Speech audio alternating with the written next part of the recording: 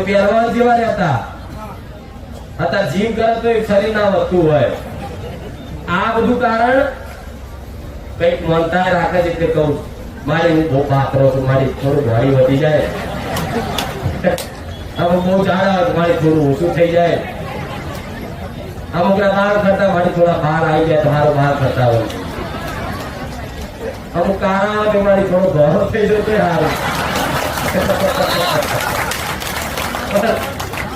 તમારે ભલે આ બધું યોગ્ય છે, તમારી માગણી યોગ્ય છે, હું માનું છું. તમે બહાર ફરવાની માનતા રાખો, પેટમાં દુખાવાની માનતા રાખો, યોગ્ય માગણી બરોબર છે, તમારી માગણી પૂરી કરું.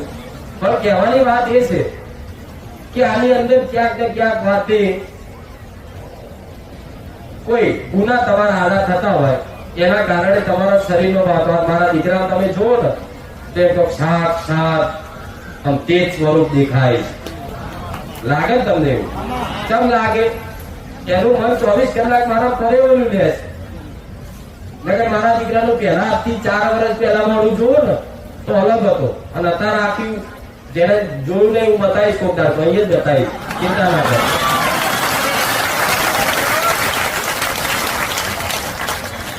એ તેજ દેખાય ઓટોમેટિક. એવું તમે કદાચ આવી રેણી કેણી પાડવાનું ચાલુ કરતો, રેણી કેણી એટલે આજના માણસો રેણી કેણી જેવી પાડે એ કહું તો ગાજ પેલા બધું રાખતા. મારા તો દરેક 18 વર્ણના દરેક સમાજના મારા સમાનતા છે, મેં કોઈ જાતિનો ભેદભાવ નહીં કર્યો. પેલા કોઈ વાલ્મીકી સમાજ હોય ને તો એના તો પાણી નતા પીતા, આવું હતું. આજે કઈક માણસો આવો ભેદભાવ રાખી કે એના ઘરનું પાણી ના પીવું તો હોટલ નું ખાય એ કશું નહીં.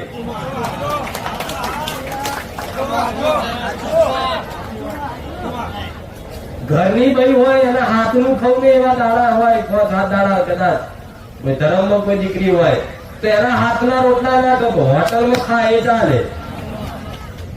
આ બધો દેખાવ, શું દેખાવ? મારો દીકરો એવું એક જગ્યા નહીં કે જો એને પાણી ના પીધું હોય. શું અભડાઈ ગયો? 12મી સમિતિ સમાજના ભાઈબંધ હોય ને, આજે કદાચ કોઈ જગ્યાએ પેલાની વાત કરું, એનો ભાઈબંધ હોય તો એક થાળી ખવડાવી દીધું.